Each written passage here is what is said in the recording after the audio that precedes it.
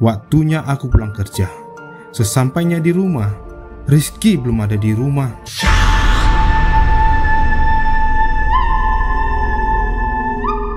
Hatiku semakin tidak enak memikirkan siapa gerangan yang menelponku ini. Aku lemas, sangat lemas. Pikiranku semakin gak karuan, sedih, karena salah satu anak yang kusayangi malah mendapatkan berita buruk. Halo sobat-sobat frekuensi fobia. Kembali lagi ke video kali ini, yang dimana saya akan menceritakan sebuah cerita horor tentang anakku tumbal dari pesugihan. Cerita kali ini saya dapatkan dari kota Jawa Timur, Malang, yang mana ini terjadi di Gunung Kawi. Jadi, untuk menyingkat waktu sobat-sobat frekuensi fobia, langsung saja kita masuk ke videonya.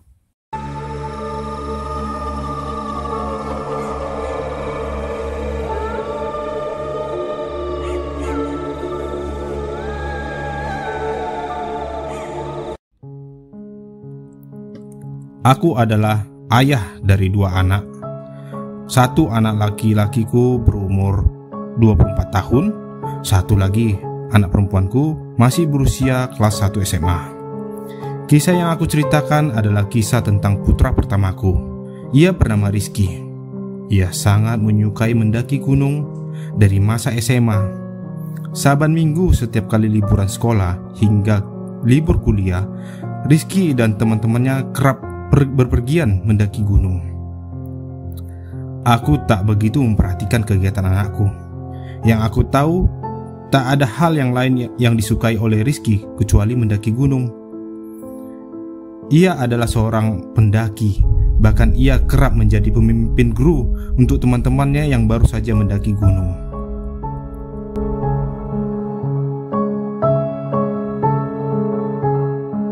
Rizky kehilangan sosok seorang ibu.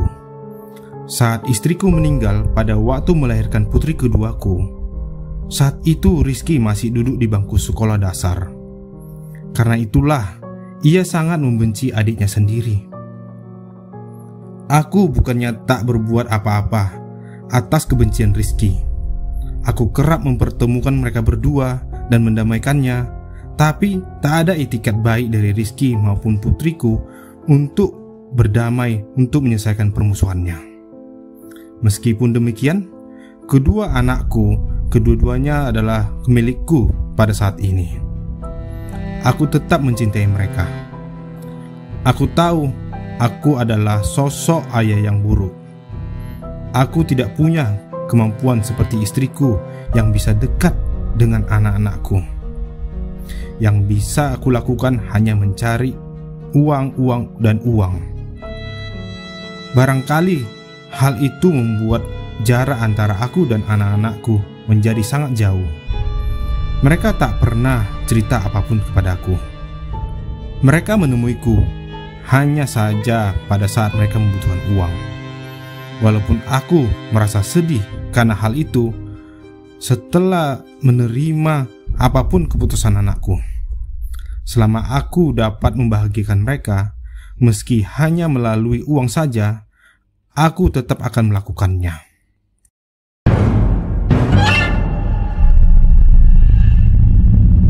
Malam itu, perasaanku tidak enak. Hanya aku dan putriku di rumah. Rizky pergi mendaki gunung bersama temannya. Tidak biasanya pergi hanya membawa 1 orang teman. Selain itu, karena faktor lain. Faktor yang pertama yang membuat aku khawatir adalah cuaca yang tidak baik. Sedang hujan deras, beserta ada badai angin yang tidak henti-hentinya. Ini membuat perasaanku semakin tidak nyaman. Aku selalu memikirkan Rizky malam itu. Kuhubungi ponselnya, jelas tidak aktif. Aku tahu di atas gunung tak ada sinyal. Namun malam ini tak biasa. Biasanya aku hanya merasa biasa-biasa saja sambil menunggu anakku 2-3 hari baru pulang dari gunung. Kali ini rasanya aku seperti kehilangan Rizky. Entah kenapa, pikiran burukku terus muncul di benakku. Namun, aku tak mau lagi memikirkan itu untuk lebih lanjut lagi. Malam itu, aku tidak tidur sama sekali. Keesokan harinya, Aku tetap berangkat kerja meski tubuhku lelah karena tidak tidur semalaman. Aku hanya menunggu kabar Rizky tiba di rumah, itu aja pikiranku.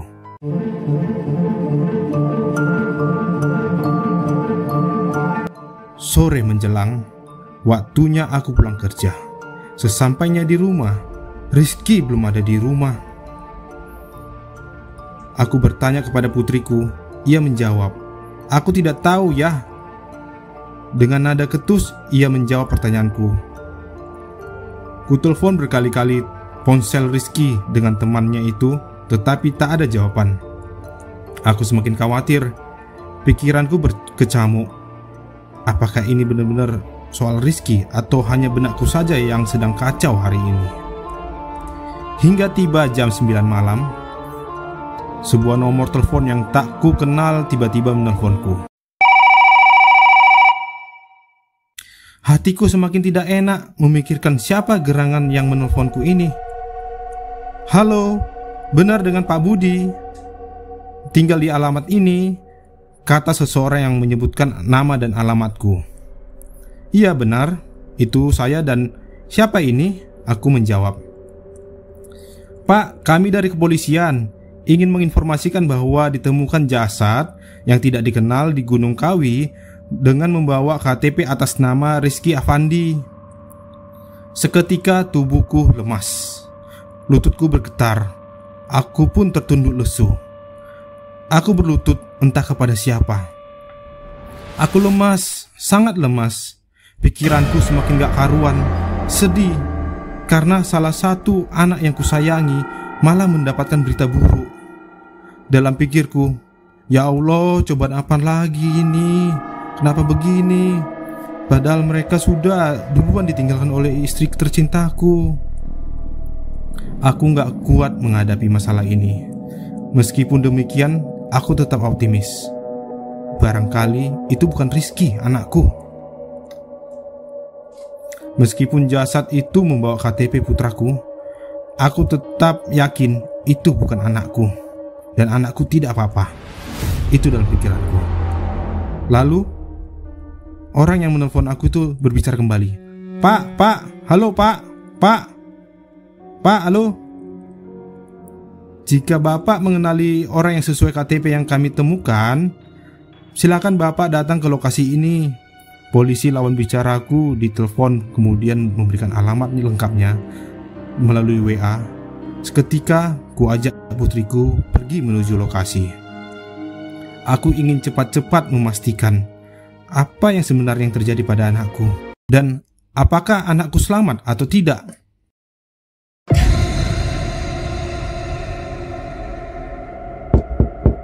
Untuk menuju ke sana, aku menghabiskan waktu 12 jam di perjalanan dengan mobil pribadi. Daerahnya sangat jauh dari rumah kami yang di kota. Aku tidak peduli, asalkan aku menemui putraku sesampai di sana.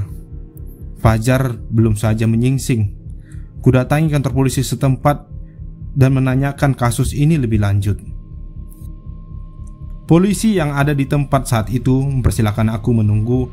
Hampir 4 jam aku menunggu, hingga terlelap di kantor polisi itu.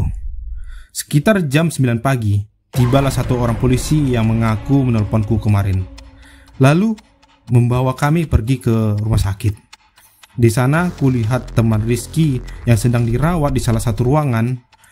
Polisi itu berkata, ia tidak apa-apa Pak, karena tidak ada luka dalam pada tubuhnya, kecuali cairan tubuhnya yang habis karena kelelahan ekstrim. Seketika aku melihat anak itu, ia menangis ketika melihatku, memintaku untuk memeluknya. "Maafkan saya Om, saya tidak bisa menyelamatkan Rizky," katanya.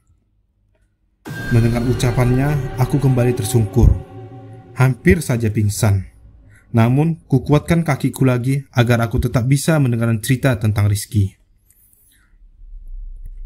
"Kami melakukan pesugihan yang dapat membuat kami kaya Om. Syaratnya, kami harus menemui seorang kakek tua yang di atas gunung dan mengabdi kepadanya," kata teman Rizky bercerita. "Kemarin, kami mendaki gunung itu dan menemui si kakek tua. ia meminta kami mengabdi kepadanya 1 hari penuh. Saya tidak sadar, Om. Saya mengikuti perintah kakek tua itu. Ternyata, menurut informasi dari warga sekitar, kami berjalan di ketinggian tanpa pakaian sedikit pun atau telanjang. Seorang warga menemukan saya tak berpakaian sehelai benang pun. Saya diselamatkan warga itu, tetapi ia menangis terseduh-seduh. Sambil menangis sejadi-jadinya meminta maaf kepadaku. Bahkan teman dari anakku itu berusaha menjatuhkan dirinya dari tempat tidur demi berlutut di hadapanku. Sudah. Jangan menyesali apa yang sudah terjadi. Rizky sudah pergi. Tak ada lagi yang bisa kita lakukan, kataku sembari tetap mengucurkan air mata. Menurut penuturan polisi, Rizky ditemukan di sebuah lubang di atas gunung tanpa sehelai benang pun. Saat dilakukan penyisiran, ditemukanlah barang-barang orang yang tak dikenal dan di sanalah KTP Rizky berada. Sembari lemas, kupaksakan lagi berjalan menuju tempat Rizky berbaring di kamar jenazah. Untuk yang terakhir kalinya, aku berharap itu bukan Rizky. Aku terpucuk kaku karena melihat anakku sudah kaku di dalam kulkas jenazah. Kulihat dengan jelas bagaimana ia meminta pertolongan yang tak ada satupun yang mendengar perkataannya atau suaranya. Rizky, anakku, kini kau telah menyusul ibumu. Maafkan ayah, nak. Seketika aku terjatuh dan tak sadarkan diri.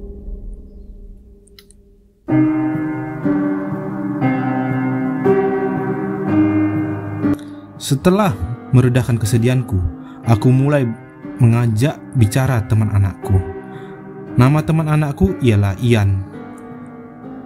Aku ingin mendengarkan kenapa anakku Rizky melakukan pesugihan. Karena sudah terlalu penasaran, akhirnya Ian mulai bercerita. Pada awal setahun yang lalu, Rizky ingin menjadi seorang pria yang mandiri, yang hidup tidak menyulitkan orang tua lagi, bisa membantu orang tuanya untuk menghasilkan uang. Lalu 6 bulan kemudian kami mendaki gunung bersama. Dari teman-teman sesama pendaki, kami saling cerita-cerita tentang hal mistis sampai hal pesugihan, yang mana memberikan uang secara instan. Dan mereka tahu lokasi yang ada di mana untuk melakukan pesugihannya, di sebuah gunung dan di desa apa itu. Mereka semua tahu.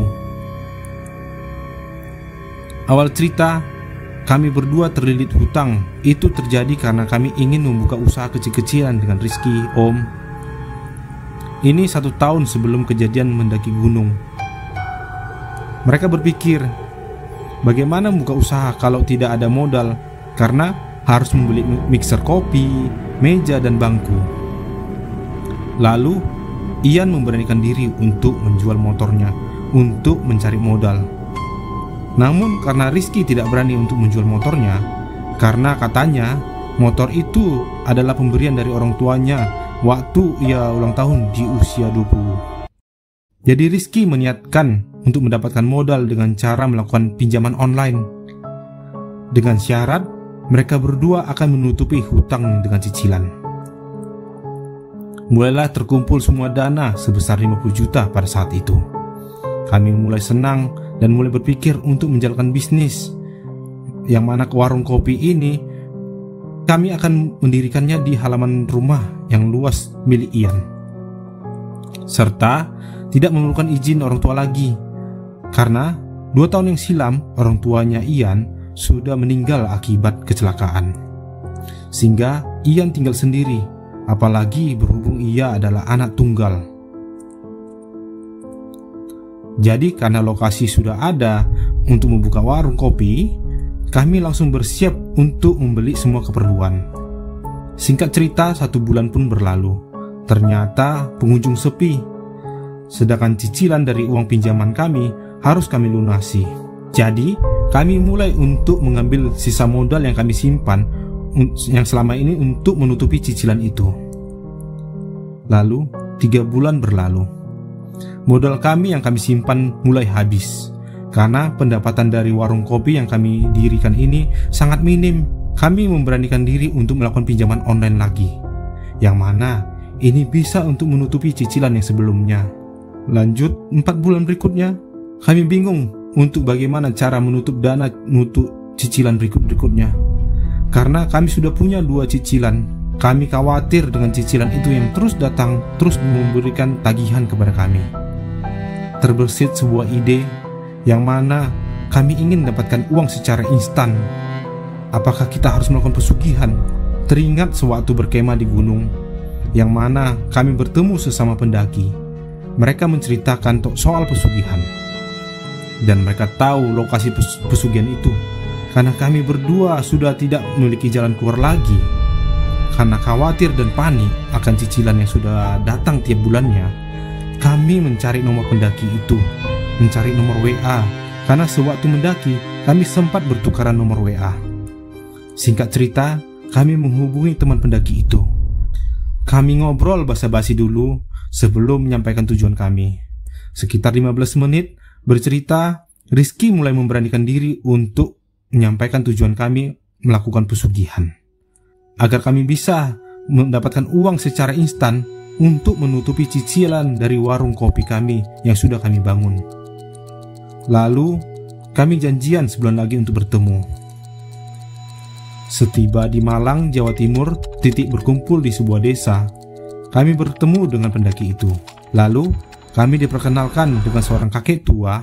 Kakek tua itu adalah dukun sakti yang bisa menjadi juru kunci untuk masuk ke Gunung Kawi. Kami diminta untuk membayar untuk membeli sesajen yang diperlukan suatu ritual. Pada malam hari, kami dibawa untuk mendaki ke lokasi ritual pertama. Kakek tua itu mengajarkan kami untuk membaca doa-doa saat ritual. Setibanya di lokasi ritual pertama, kami disuruh buka baju dan duduk bersila.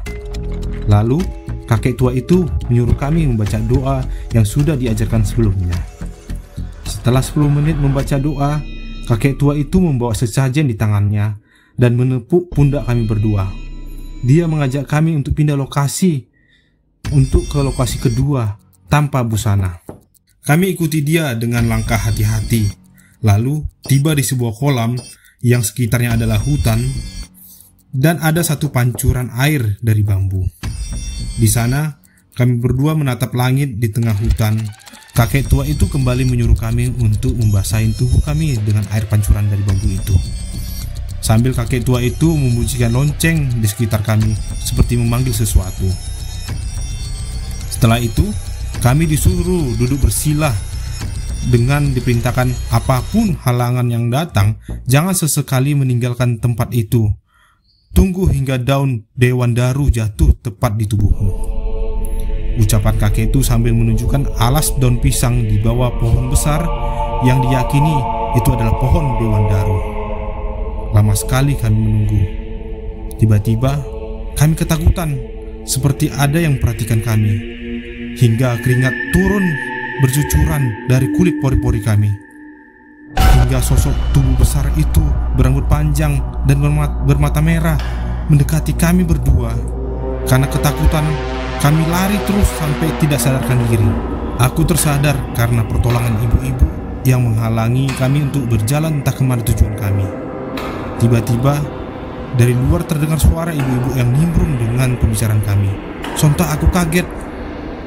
"Siapa dia, Ian?" kataku. Lalu ibu itu memperkenalkan dirinya. Ibu itu adalah orang yang menyelamatkan Ian sewaktu di gunung. Karena dia langsung masuk ke ruangan kami dan ikut bercerita, dia mulai menceritakan bahwa anakmu dan temannya gagal dalam ritual pesugihan itu. Maafkan aku, karena aku tidak sempat untuk menyelamatkan mereka berdua, ucapan ibu itu. Kalimat yang membuatku nangis sejadi-jadinya. Aku gak kuat untuk menghadapi cobaan ini. Aku bingung. Aku diam, mencoba mencerna peristiwa yang terjadi. Selesai. Jadi inilah akhir dari cerita dari anakku tumbal dari pesugihan di Gunung Kawi. Penting, Sobat Prokensifobia, sesekali waktu kita mengingat kisah di mana Allah memberikan kenikmatan di masa lalu kita. Kadang kisahnya pahit, tapi di sana tampak betul pertolongan Allah. Maka mengingat kisah-kisah kenikmatan Allah itu perlu, karena untuk membangkitkan energi saat kita terpuruk hari ini. Jadi, ketika fokus kita adalah dunia, kita akan kehilangan fokus kita kepada hal-hal ilahi yang Allah sediakan. Tetapi, ketika fokus kepada Allah, apa yang Allah mau buat dalam hidup kita dan semua kita lakukan, kita kerjakan secara ikhtiar, kita akan melihat perlindungan Allah yang luar biasa dalam hidup kita. Jadi, agar mengikis kepanikan dan kekhawatiran kita harus mendekatkan diri kita dengan aktivitas ibadah lebih kepada taruh ilah lah. Setelah dia terkikis, barulah kita sadar bahwa ada janji Allah di sana untuk kebesaran dan kebahagiaan kita. Oke, cukup sekian teman-teman atau sobat-sobat Frekuensi Fobia untuk cerita kali ini. Kita akhiri dulu. See you the next video. Goodbye.